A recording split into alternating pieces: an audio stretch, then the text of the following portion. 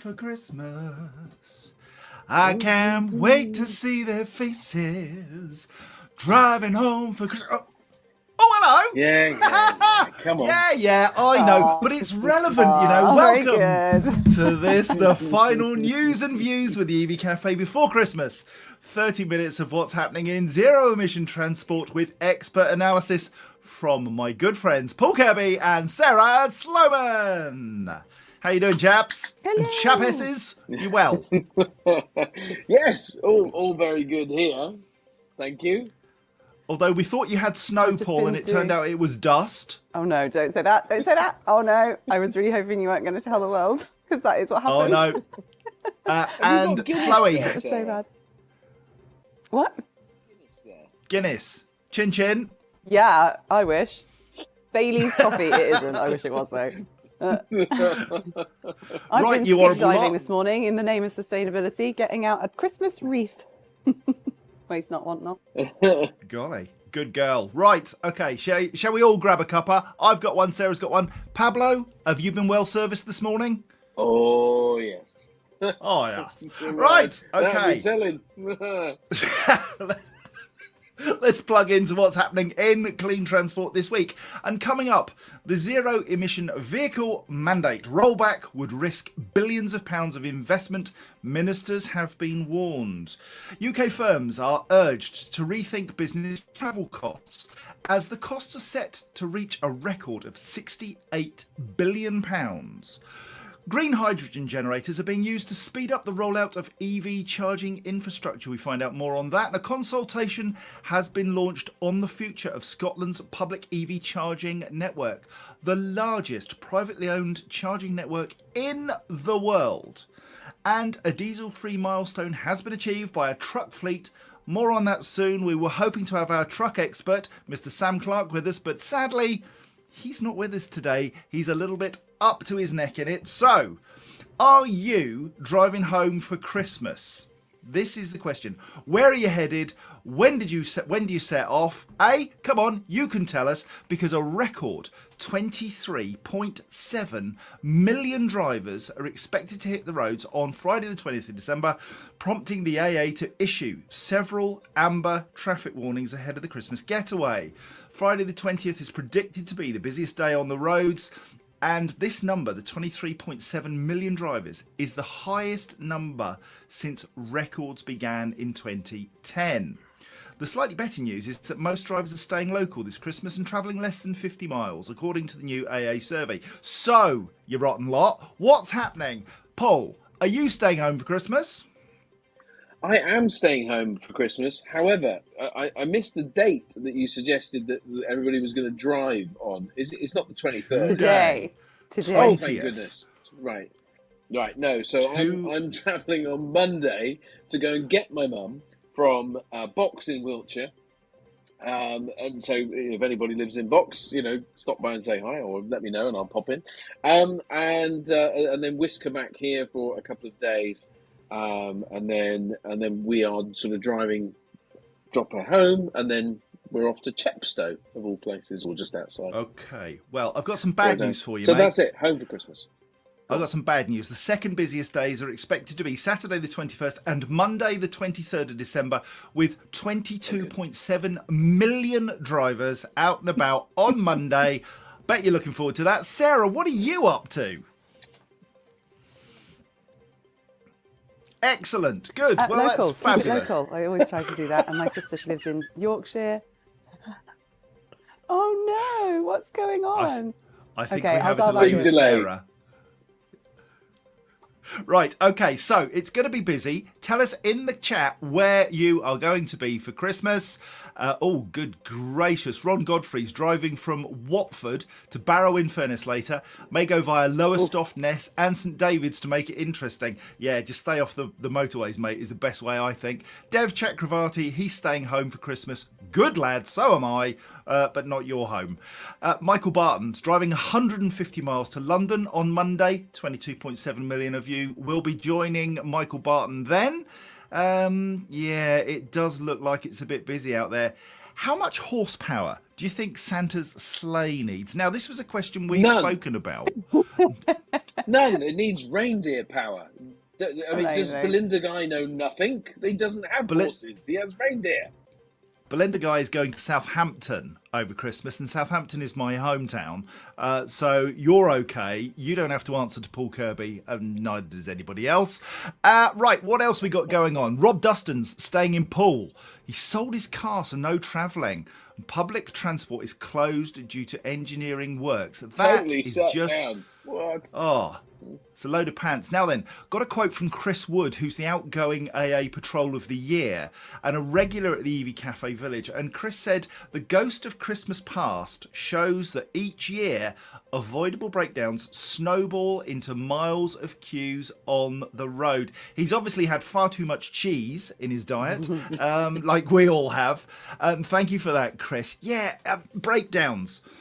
Check the obvious things, check you got enough coolant and water and screen wash and all that stuff. Don't be a donut. The one thing I have to do is to make sure when I go on a road trip, I have good preparation. My good preparation involves something called the bag of wrongness. So I have to have a carrier bag filled with sweets, crisps, juice, coffee and a Scotch egg.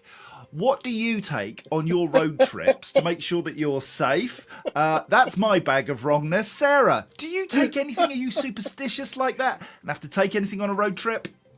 Yeah, I think I should really just check you can hear me before I plow into this. Yeah, hooray! I'm back. Good news. I always have, my car is apocalypse now worthy. It's usually got full sets of clothes for at least 2 people. It's always got water and food, much like your bag of wrongness, but bag of rightness, yummy things.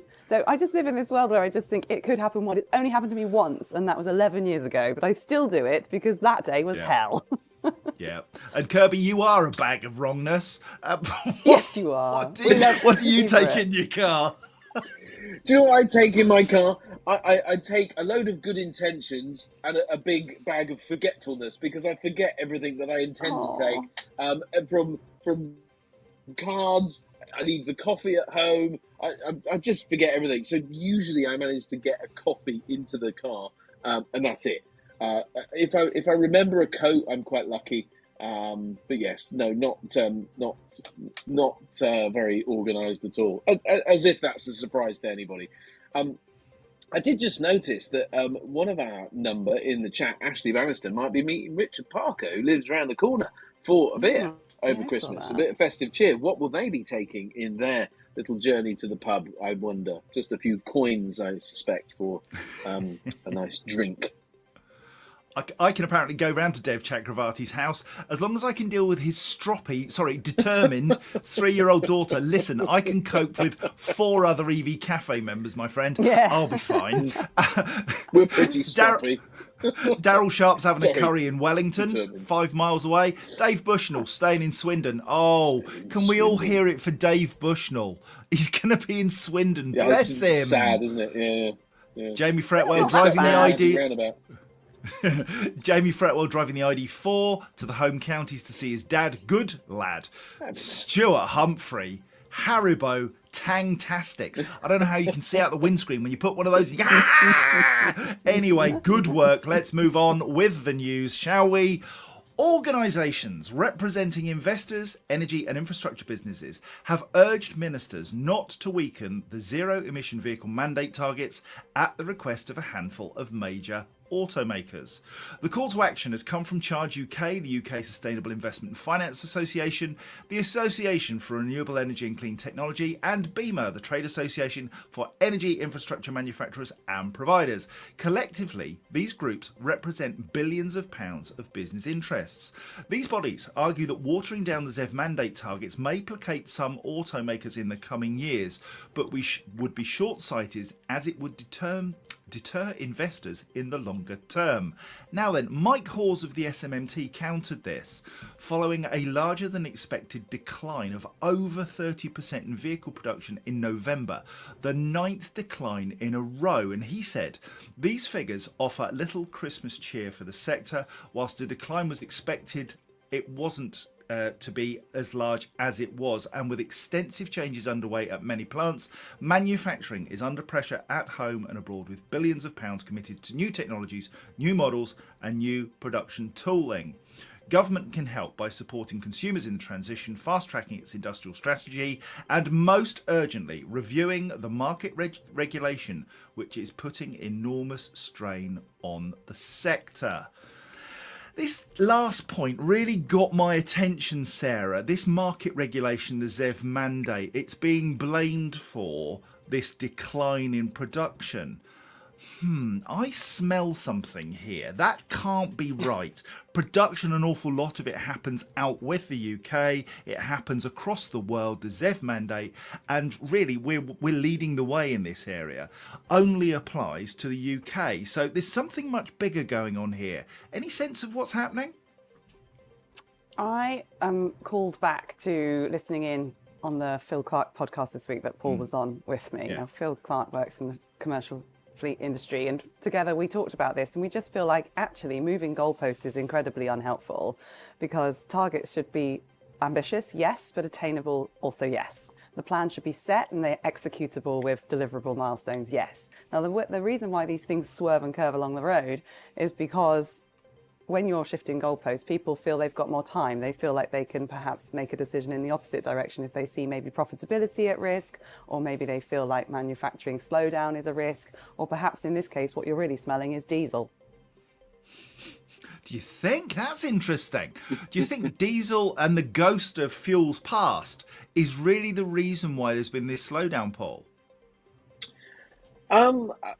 I don't know. I'm not an economics expert, and I just have to go with my heart and my translate that with my head in the best way that I possibly can.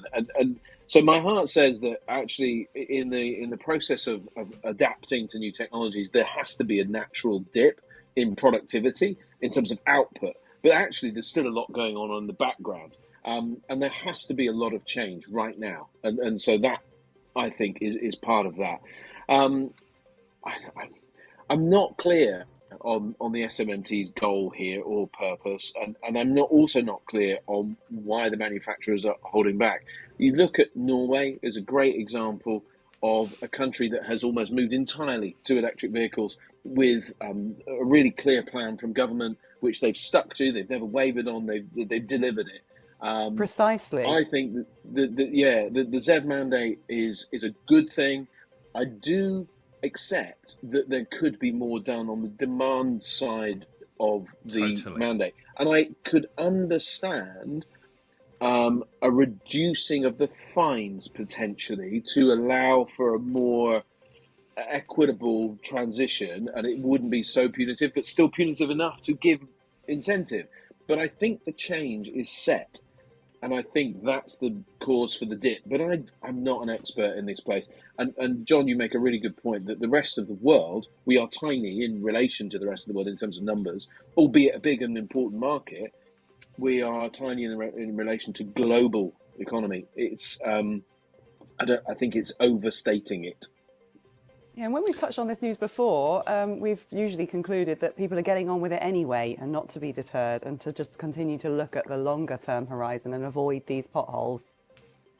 Yeah, absolutely. Yeah, I think demand agreed. side is right. And Paul, it sounds as though you've swallowed a dictionary today. Some great Yeah, you're on words in there. fire. I think we're going to clip Really? that bit out. Oh, yeah. Articulate as hell.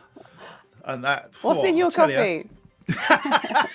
It's peppermint tea. Yeah, whatever. Some more of that. Let's do some shout outs. Yay! First through the Hold door on. this morning at. Hey, can I go now, Paul? Go. Cheers, buddy. Right, first through the door this morning at 9:05 was Carl Elliott. Good morning, all. Happy Saturday Eve, one and all. And Daryl Sharp had a nice little chat. Morning, Carl. Welcome, one and all. Stealing that line. One and all. It's a thing we stand for. We stand for one. We stand for all. Yeah, good work, my friends. Daryl Sharp, Graham McLaren, Harris. Now, McLaren, they had a bit of trouble this week, I seem to recall.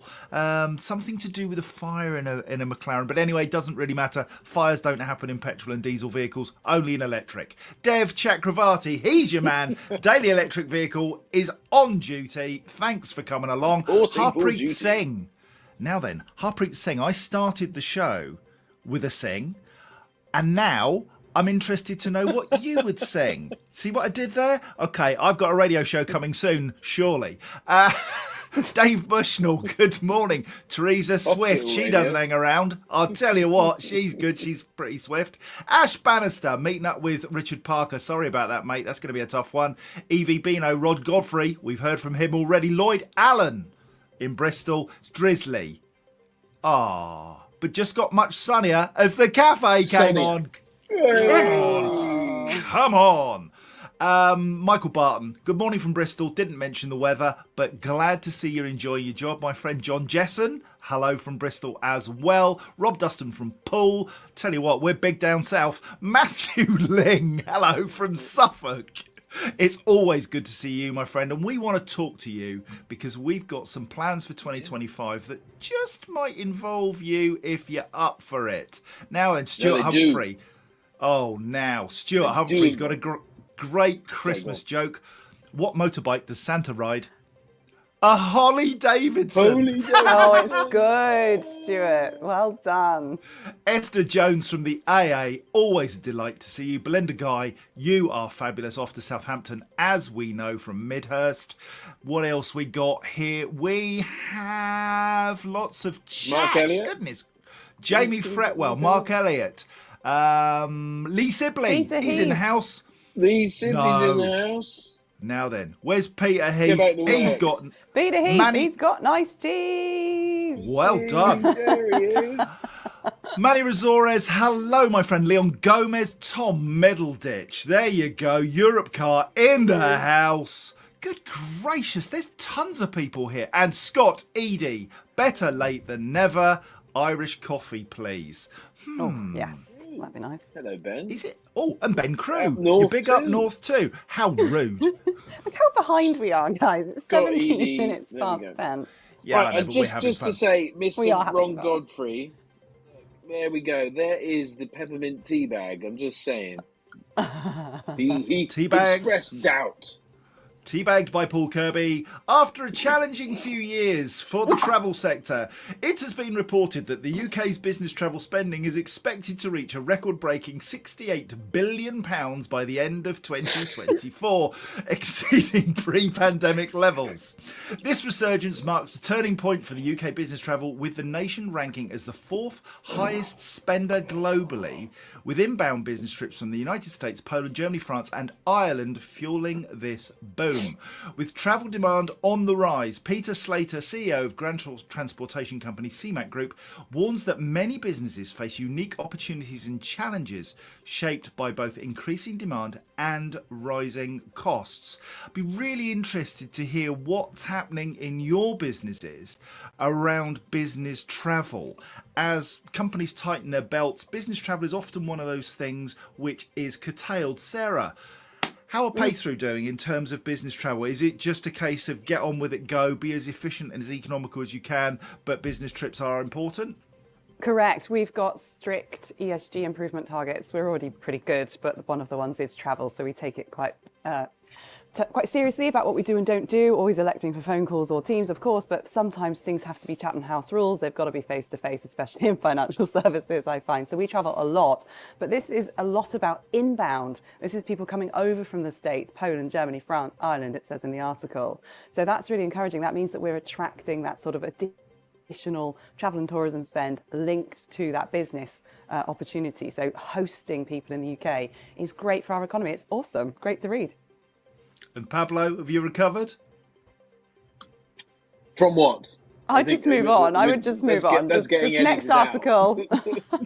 Peppermint Gate. Okay, yes, let's go.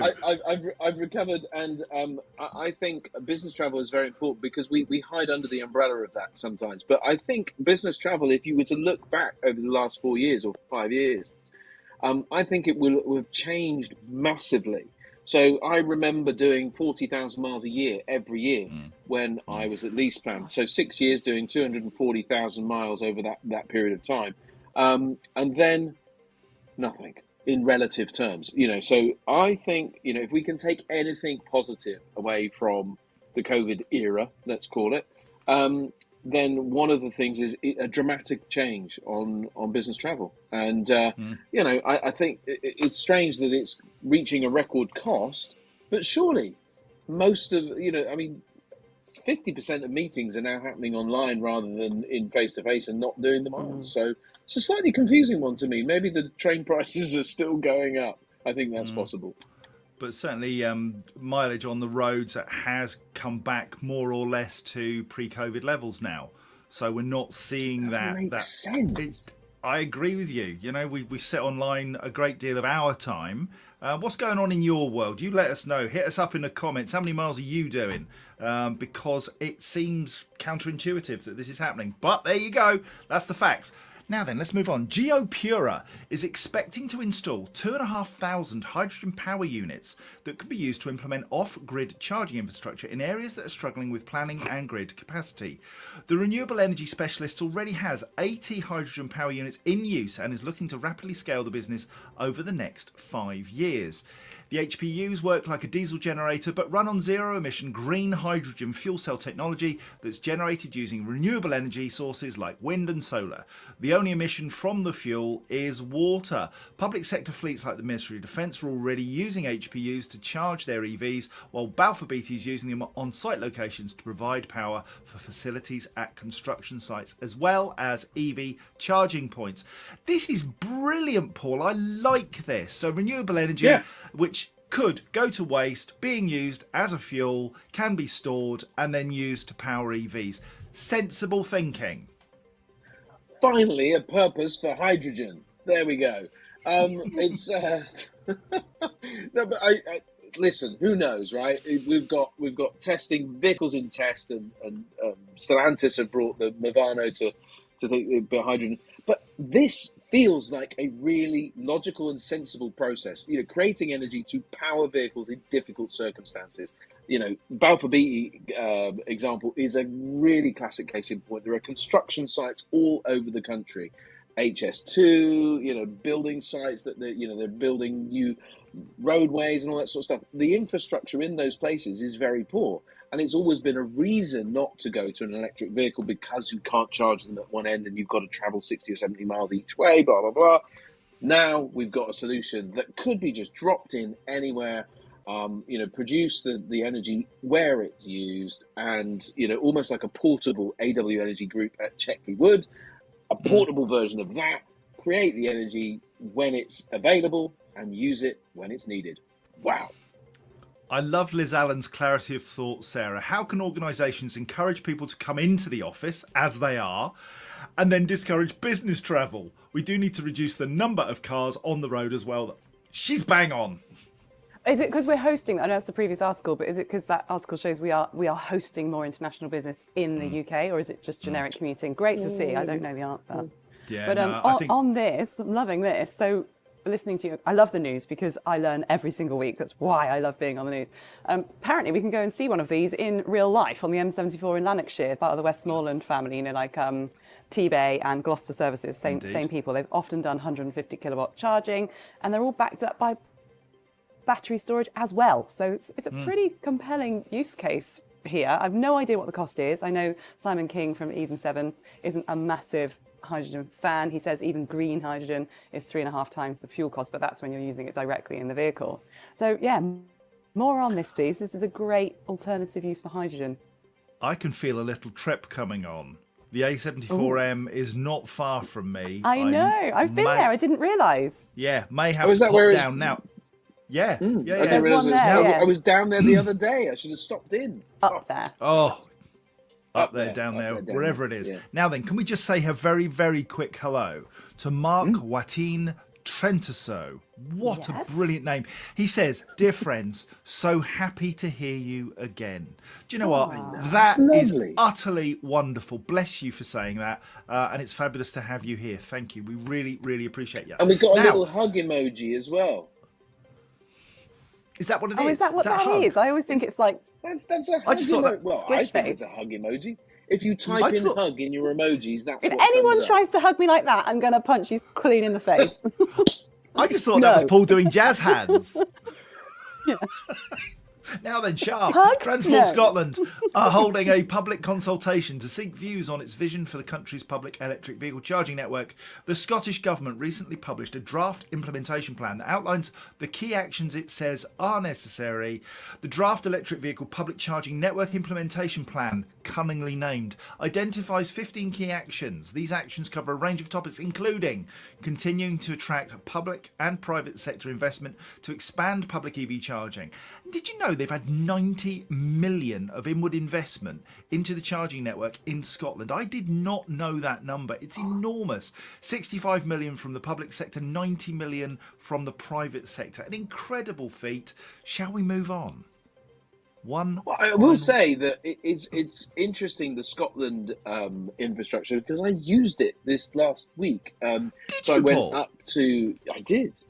I went to Scotland in a Did you go to Kia Scotland? EV9. Oh, we missed that bit. 450 miles. 450 miles in 7 people. The Kia EV9, courtesy of Lucy Albury. I will give her a shout out because it was brilliant. Quite fabulous vehicle. Very spacious. Very good. It went everywhere. But I was out in the wilds of Scotland, including Oban and that neck of the woods, and they only charged to 80%. They don't give you beyond 80%. You don't know that. You think, oh, well, I'll leave it there for a couple of hours and get filled up. But they do stop at 80%. I was like, I want full, but I didn't get it. But anyway, so there we go. Scott Eady makes a great point. This is why we need border controls. Keep you out of Scotland. I know, that just made me laugh. I didn't mean to interrupt. I do hope that this is a positive thing for this news article, though, because they went so early and they've got so many chargers in Scotland. There are also a lot of 50 kilowatts out there that are possibly not eligible for a retrofit They're of all contactless. 50 kilowatts. So, well, quite. So they're all going to be bagged and moved on and declared off the network, or they're going to need to be replaced quite quickly with something different, which will require huge investment. So I'm really worried about that. Please, sir. Question. Do the regs Kirby? apply in Scotland? Do the... Regs apply in Scotland? Yes. Oh, they do? Okay, fine. Oh, Absolutely. definitely, Yes. yeah.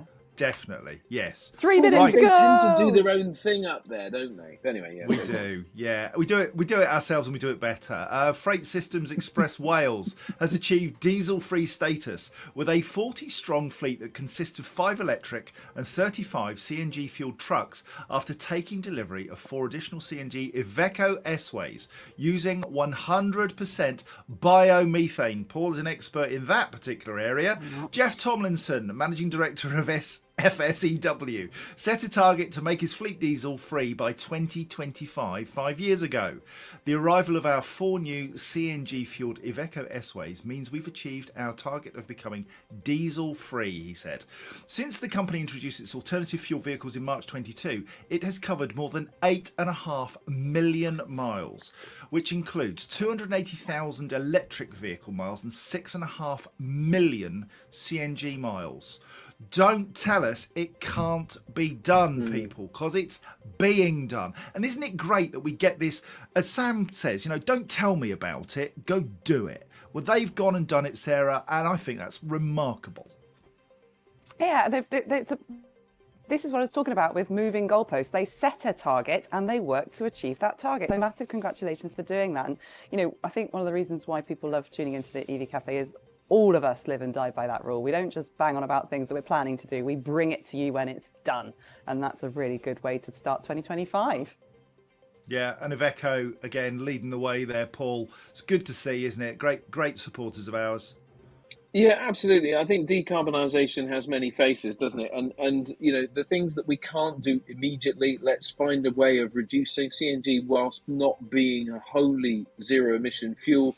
It is, as they say, diesel-free, but it's something like 95% reduction in CO2 emissions. That is brilliant news. And of course, biomethane can, it has to be used somehow. It's created all of the time. So, as I evidence often, then But then you've got to use it, and why not use it to power these trucks and stuff like that? Because the truck technology is still working its way through. Electric, we know, is a very, very good solution, but CNG is also good, and even HVO is really good as well, an immediate drop in fuel that can reduce emissions. So decarbonisation is very important, but we sense that the end goal is EV. And worth mentioning, our EHGV special webinar on the third Wednesday of January, the 15th, where we're going to be talking just about HGVs in their entirety. Doubtless CNG will sneak in, as will other fuels.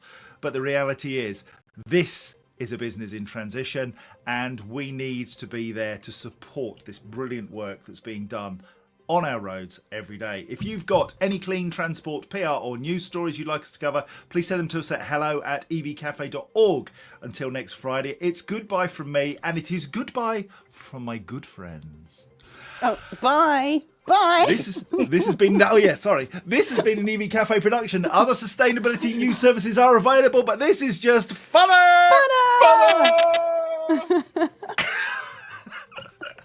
The EV Cafe is truly blessed to be partnered with the AA, Webfleet, Europcar, Iveco, Drax Electric Vehicles, Spiry, Stuart Signs, All-Star, Schneider Electric, Dynamon, EV Blocks and AW Energy, with the EV Cafe supporting the transition to clean transport. Enjoy the rest of your day and your weekend, wherever it may take you with the 23 million others. Enjoy your Christmas. We're back next Friday and we can't wait to see you. Thank you for joining us. We're out. See you later. Love you. Bye-bye.